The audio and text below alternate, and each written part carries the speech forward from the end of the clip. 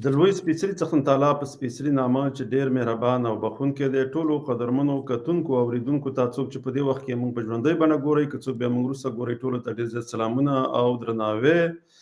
ملګرو د لوی افغانستان تلویزیون ته ښه راغلاست. د نن موضوع به تاسو څنګه کتلي د خواجه آصف په اړه او د ورسره د ایران او د اسرائیلو کومه جګړه چې ده، دې په اړه به درسره موږ خپل نظرونه شریکوو. خو ما ځان سره هغه د خواجه آصف چې څه خبرې کړي دي، خو د هغې نه مخکې طارق پټان چې څه ویلي دي، زه په غواړم په هغې باندې خبرې وکړم، ځکه دا ډېر ضرور دي، ځکه دا ځینې پښتانه په شعوري یا غیر شعوري توګه باندې ګلخانیزم خوروي او پښتنو نه پښتونولي اخلي او پاکستانیت پکې په ذهنونو کې ولا هغه دغه کوي، دا ورچوي. نو زه به دا ویډیو تاسو سره شریکوم، بیا زه پرې خبرې کوم او ډاکټر صاحب هم پرې خبرې وکړي وروسته چې کله ما پروګرام خلاص بیا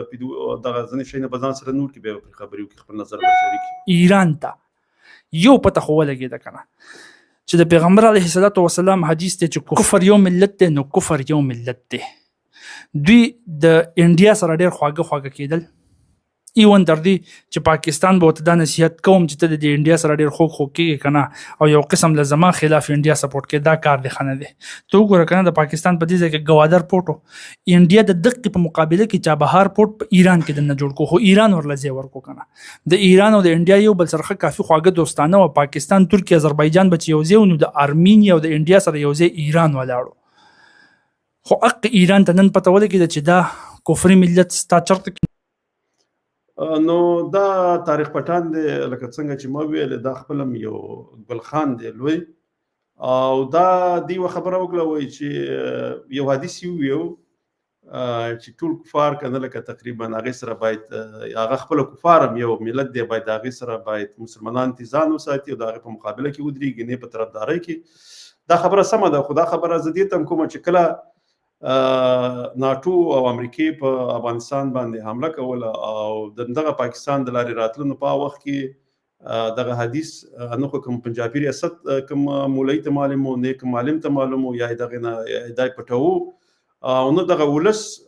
کله دغه کوم حدیث چې دی ویو په دې باندې کله هغه عمل وکړو او نه په د پنجابي ریاست وکړو، چې کله دغه ناټو امریکا راتلنو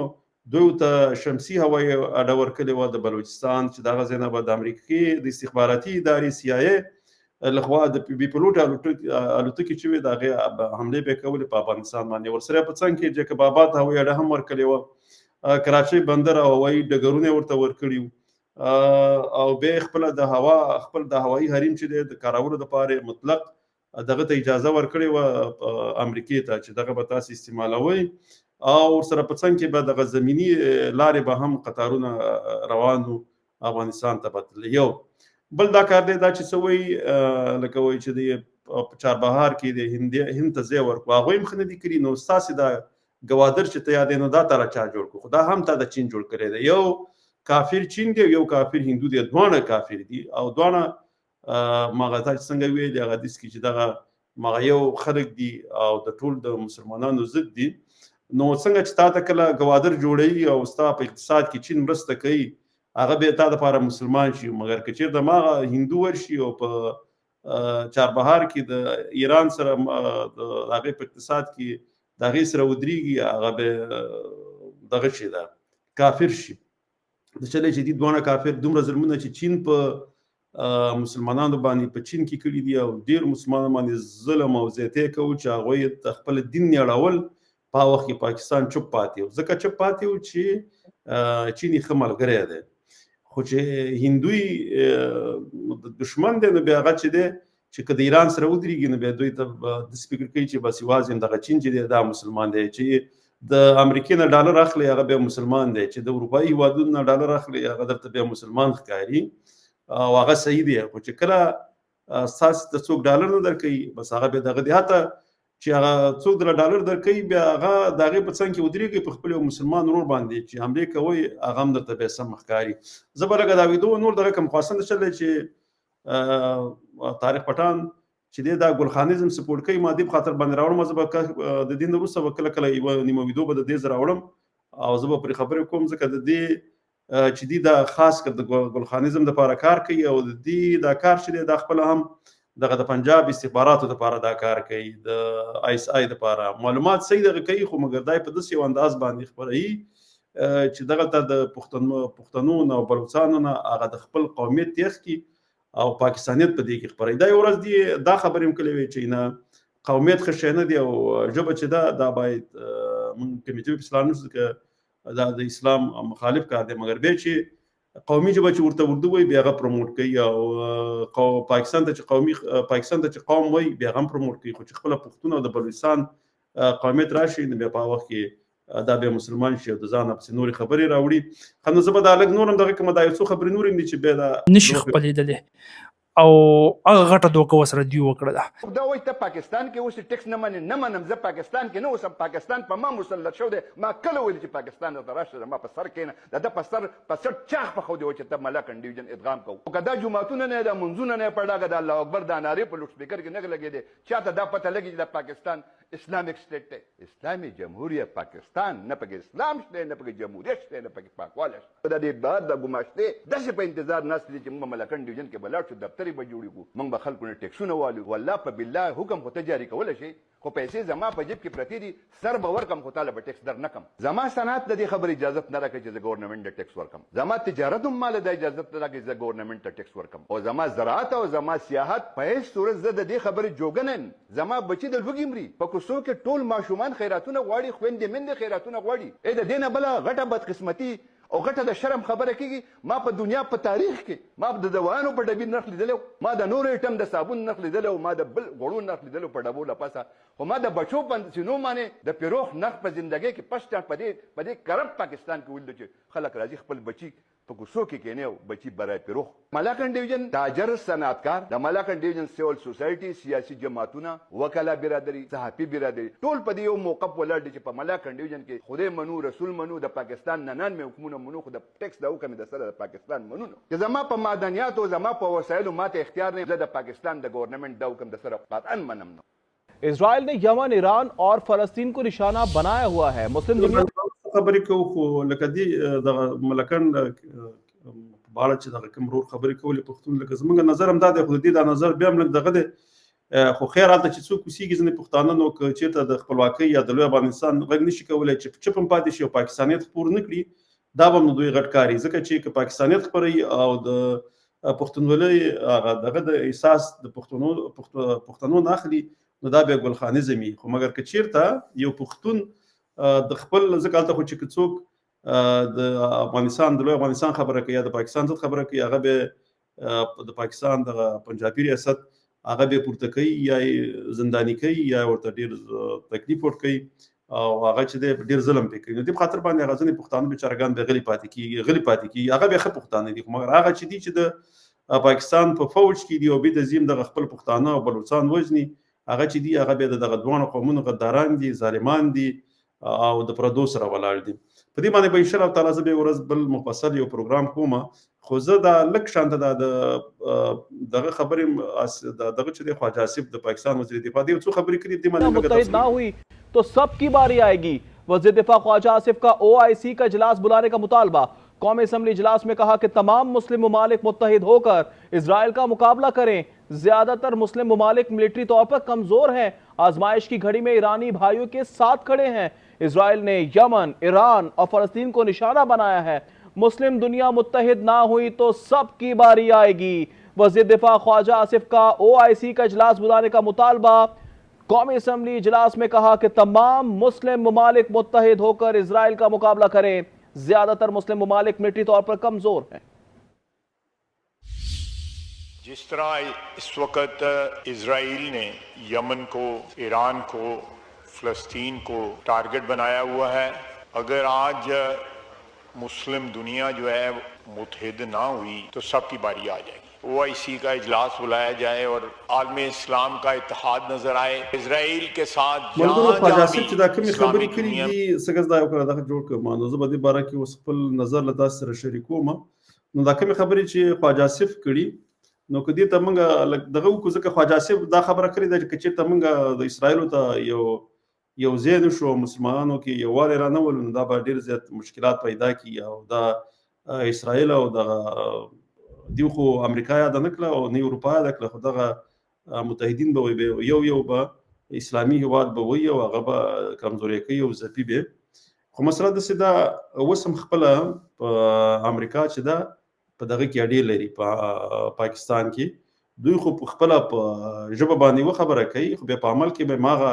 اسرائیلو او همدغه یهودانو او امریکایانو سره به یو ځای چې کله وخت راغی همدا ایران او بیرته وخت راغی په افغانستان دغه ځای نه به دوی بمباري کوي.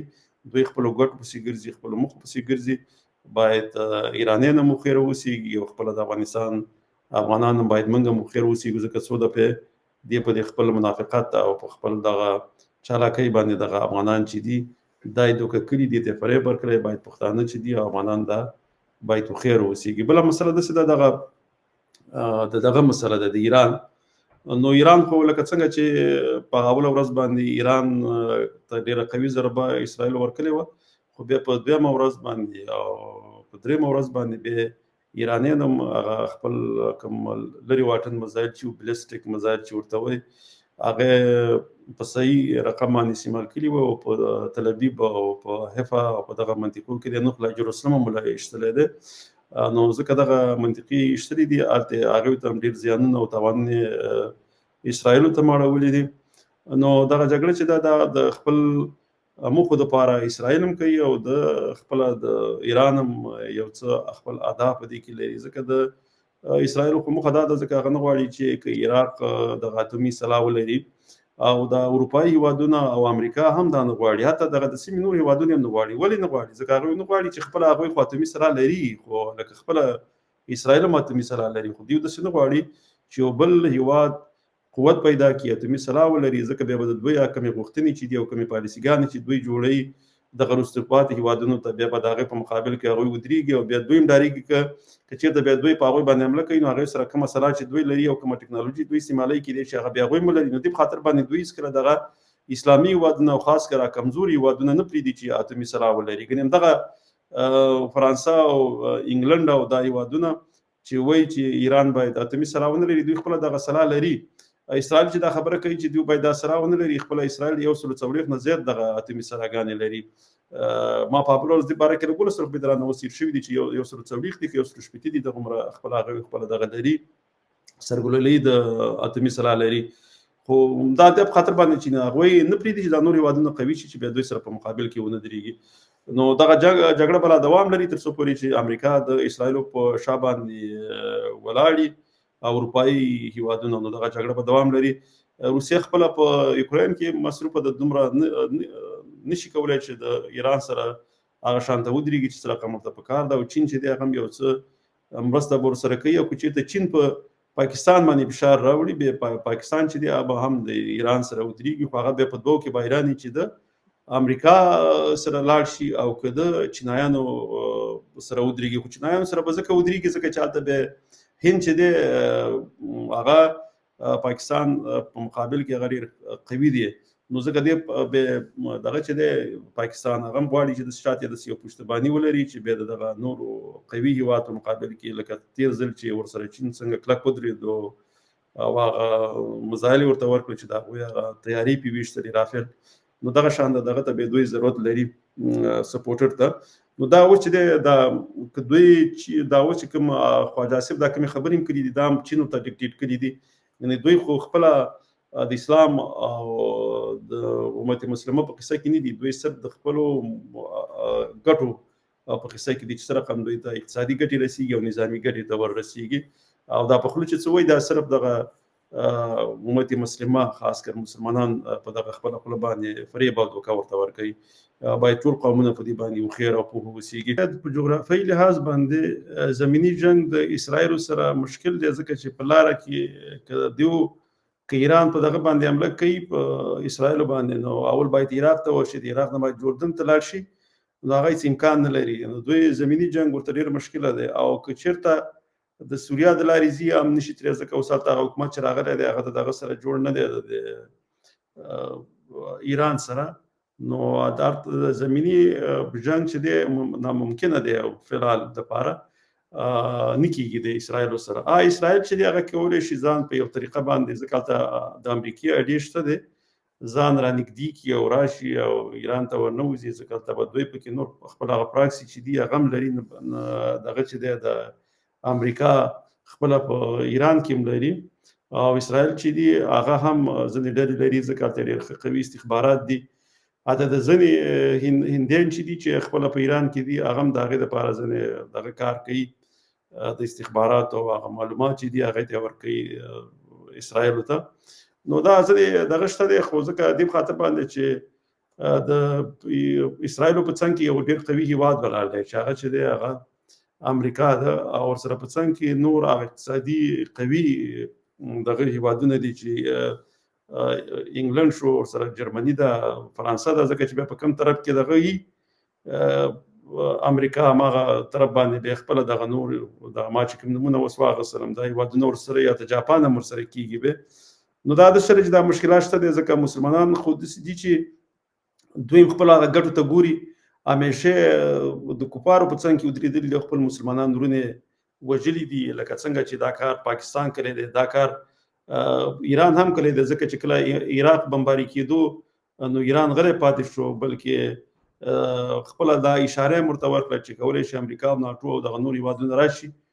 عراق ونیسي یا یې بمبار کړي، چې په افغانستان ته هم دغه ناټو او امریکا راتله، هم د ایران ورسره لاس و، همداسې ورسره د پاکستان هم لاس و. نو ځکه دا د خپل هغه ګټو په خاطر باندې ځینې وخت دوی داسې کار کوي اقتصادي ګټو په خاطر باندې چې خپل مسلمان ورور خرڅوي، مګر دا کار به کفار نه کوي.